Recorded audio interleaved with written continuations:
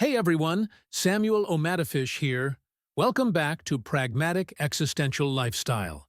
Let's dive into a topic that impacts all of us every single day. Choices. Whether it's deciding on a career path, figuring out what to eat for dinner, or scrolling endlessly through Netflix trying to pick something to watch, we are constantly faced with an overwhelming number of options. At first glance, this abundance of choices might seem like a gift, but often it ends up feeling more like a burden, doesn't it? Too many options can leave us paralyzed, stuck in a cycle of second-guessing, overthinking, or simply putting off the decision altogether. You're not alone in this. Trust me. It's a shared experience, one that can be exhausting. But here's the good news. Pragmatic existentialism offers a way out. In today's episode, we'll explore how this philosophy can help us approach decisions with clarity and intention, freeing us from the trap of analysis paralysis. We'll talk about how to make choices that actually matter to you, not based on what society expects, not based on fear, but based on your values and what feels right to you in this moment. So, let's take a deep breath and start unraveling the dilemma of endless choices together. Freedom is one of those ideas that sounds exhilarating in theory, but in practice, it can be overwhelming. When we think about freedom, we often associate it with having endless options, limitless paths we can take, infinite doors we can open. But if you've ever faced a decision where all the options seemed equally viable, or none of them seemed quite right, you know how paralyzing that kind of freedom can feel. Pragmatic existentialism offers a way to reframe this.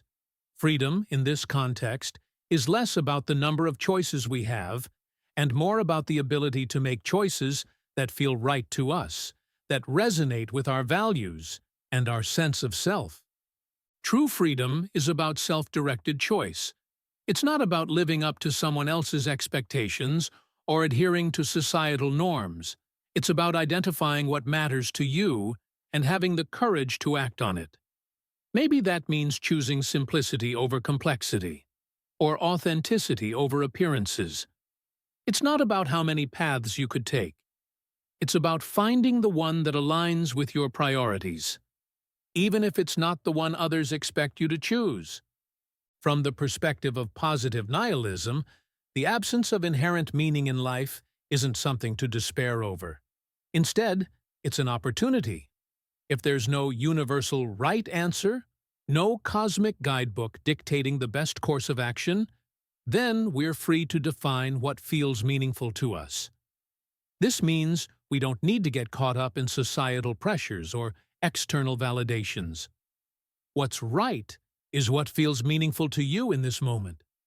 It doesn't have to meet anyone else's standards, and it doesn't have to be perfect. It just has to be yours. This shift in perspective can be liberating. It takes the pressure off of finding the perfect choice, because perfection doesn't exist in this framework. Instead, the focus is on alignment, aligning your choices with your values, your priorities, and your sense of what's meaningful. That's the essence of freedom in pragmatic existentialism. It's about choosing intentionally, living authentically, and creating a life that feels real and fulfilling to you. Choosing can be hard. In fact, it can feel overwhelming at times. One reason for this is the constant fear of missing out, or FOMO.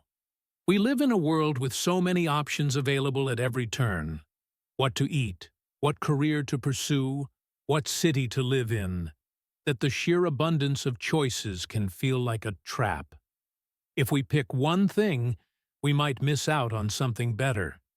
This fear keeps us stuck, circling between options, hesitant to commit because we're afraid we'll regret letting other opportunities slip away. Then there's the pressure to make the perfect choice.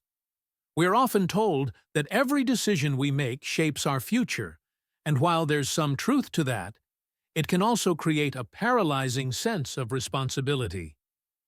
We worry that choosing the wrong option might lead to failure, disappointment, or regret.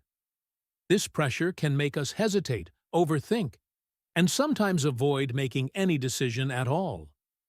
We end up stuck in a cycle of analysis paralysis, endlessly weighing our options but never moving forward. Here's the thing.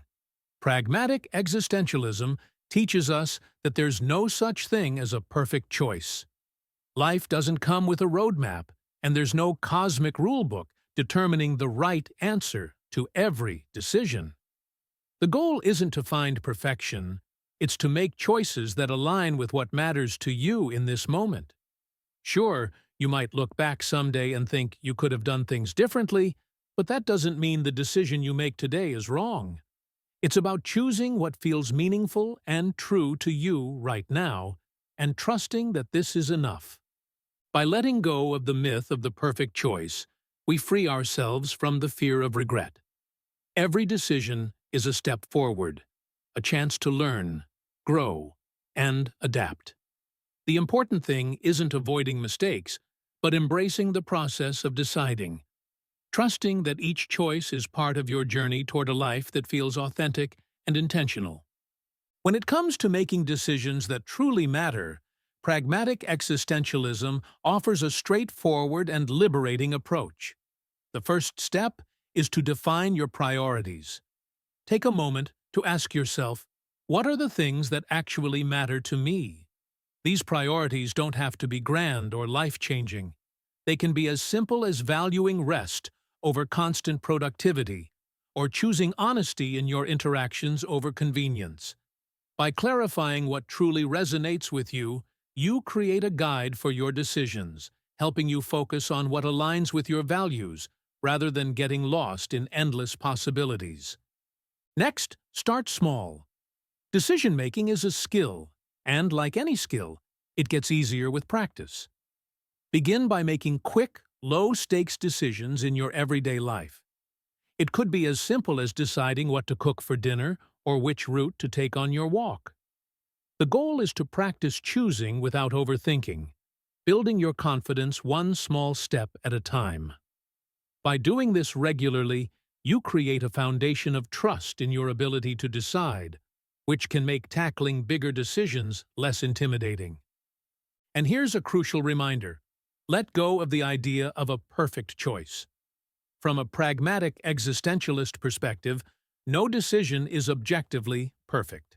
Perfection is a myth that keeps us stuck in indecision. Instead, focus on what feels good enough for you in this moment. A choice doesn't have to be flawless to be meaningful. It only needs to align with your priorities and move you forward. This mindset shift can be incredibly freeing. It's not about striving for some unattainable ideal. It's about making decisions that serve your current needs and values. And if you find yourself second-guessing, remember that every choice you make is part of your journey. Mistakes are opportunities for learning, not evidence of failure. What matters is that you're actively engaging with your life and choosing with intention. That's what pragmatic existentialism is all about, creating meaning through the choices you make every day. Intuition and logic are often seen as opposites, but the truth is, they work best together. Intuition is a powerful, often underappreciated tool in decision-making. It's not random. It's built on years of personal experience, subconscious learning, and an intimate understanding of your values. Trusting your intuition means trusting yourself. It's recognizing that you've accumulated wisdom, even if it doesn't always surface in a way you can fully articulate. When you feel drawn to a particular choice, it's often your inner sense aligning with what truly matters to you. At the same time, intuition thrives when balanced with a rational approach. Start by gathering all relevant information. Create a list of pros and cons, but don't stop there. Assign weights to each factor based on its importance to you. For instance, a higher salary might seem appealing, but if work-life balance is a priority, it should carry more weight in your evaluation. Use this system to identify which option aligns most closely with your values and goals. Then, evaluate the risks and benefits of each choice. Ask yourself, what's the best possible outcome? What's the worst? Can I live with the downside? This structured reflection helps clarify which risks feel manageable and which might be deal breakers.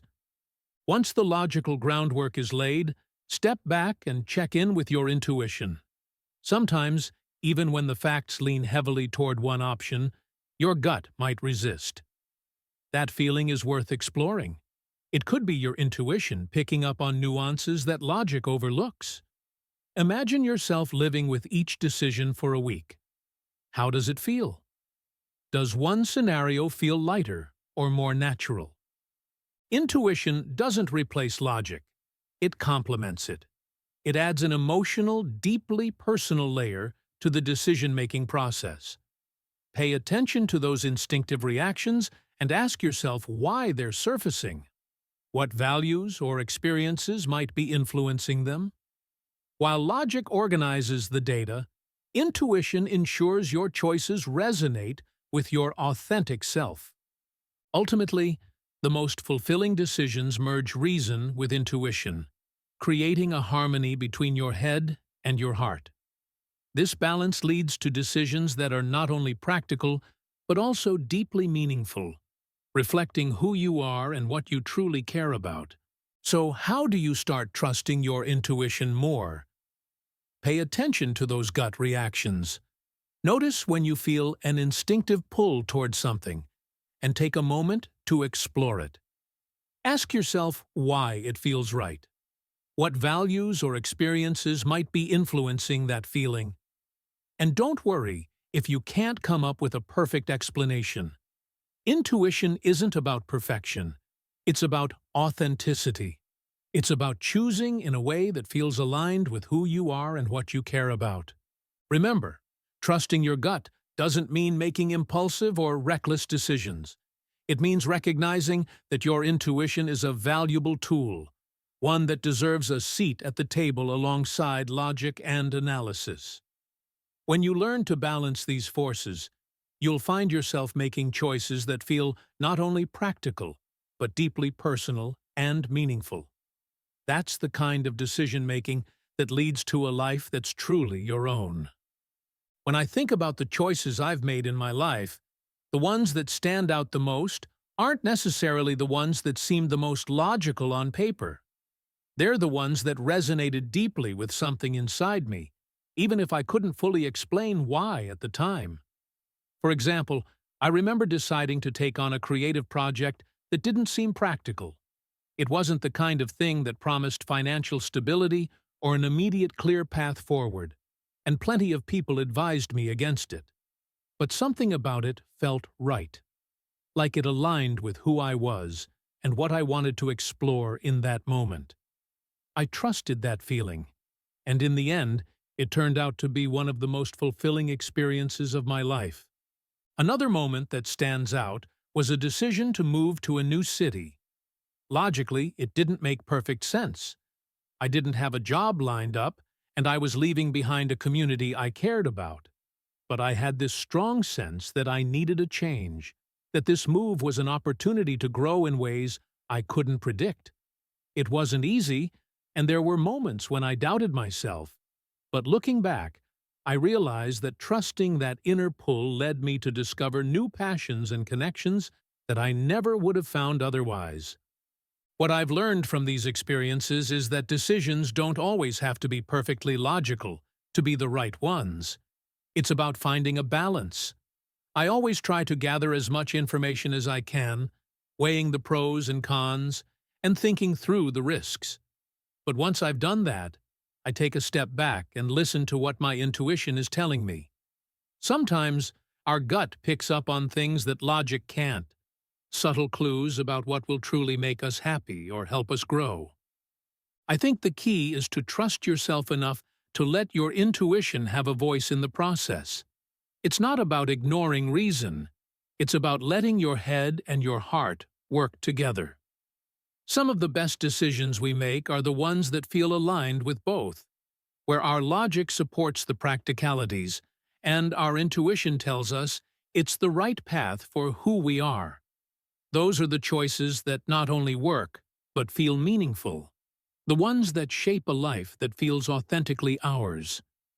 Freedom and meaningful choice aren't just reserved for the big, life-changing moments. They are equally important in the small, everyday decisions we make. It's easy to overlook the impact of these smaller choices, but collectively, they shape the kind of life we live and the person we become. Choosing how you start your day, who you spend time with, or what habits you cultivate are all opportunities to exercise freedom and align your actions with your values. For instance, let's talk about routines.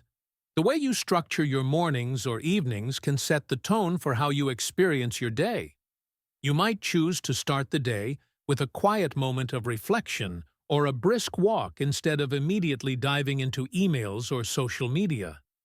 These small, intentional choices reflect what you prioritize, perhaps calm, clarity, or health, and they have a ripple effect on your mood and mindset throughout the day.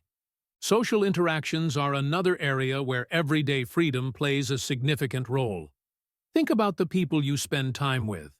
Are they individuals who uplift you, challenge you in positive ways, or align with your values? If not, it might be worth reevaluating these relationships. Choosing to spend your time with people who add meaning and joy to your life, even if it means saying no more often, can create space for deeper, more authentic connections. Even the act of saying no is a powerful exercise in freedom. It's about reclaiming your time and energy for what truly matters to you. Saying no to a commitment that doesn't align with your values or priorities is not selfish. It's intentional.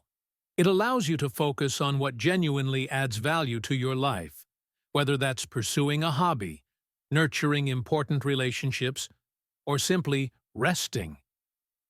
Finally, consider how you approach the mundane tasks of daily life. Whether it's cooking a meal, cleaning your space, or even commuting, these can all be opportunities to practice mindfulness and intentionality. When you engage fully in these activities, you transform them from chores into meaningful moments that reflect your care for yourself and your surroundings. In the end, meaningful choice in everyday life isn't about making grand gestures or dramatic changes. It's about small, consistent decisions that reflect who you are and what you value. Each choice, no matter how small, contributes to the bigger picture of your life. By approaching even the simplest decisions with intention, you create a life that feels authentically yours, one meaningful moment at a time. As we wrap up today's episode, I want to leave you with an invitation, a small but powerful experiment you can try in your own life. Think about a decision you've been avoiding or overthinking.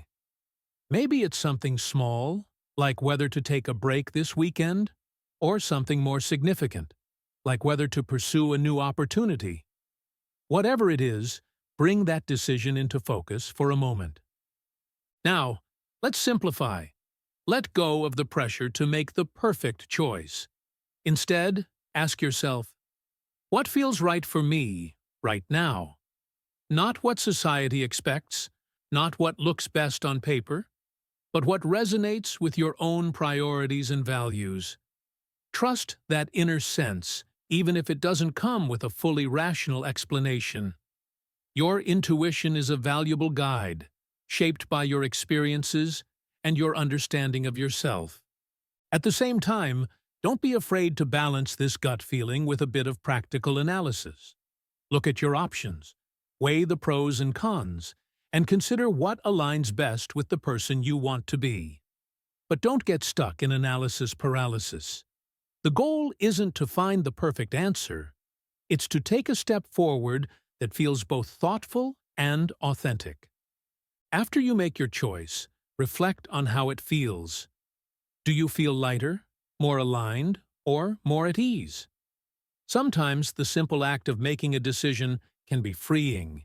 even if it doesn't lead to immediate clarity. Every decision is an opportunity to learn more about yourself and what you value. So here's my challenge to you. Pick one decision you've been putting off, no matter how big or small, and commit to making it. Use your priorities and intuition as your guides, and then take note of how it feels to trust yourself in this process. Remember, the goal isn't perfection, it's progress. Thank you for joining me today. I hope this conversation helps you approach your choices with a little more confidence and a lot more freedom. Here's to making decisions that truly matter, decisions that reflect who you are and what you care about. Until next time, take care and keep choosing with intention.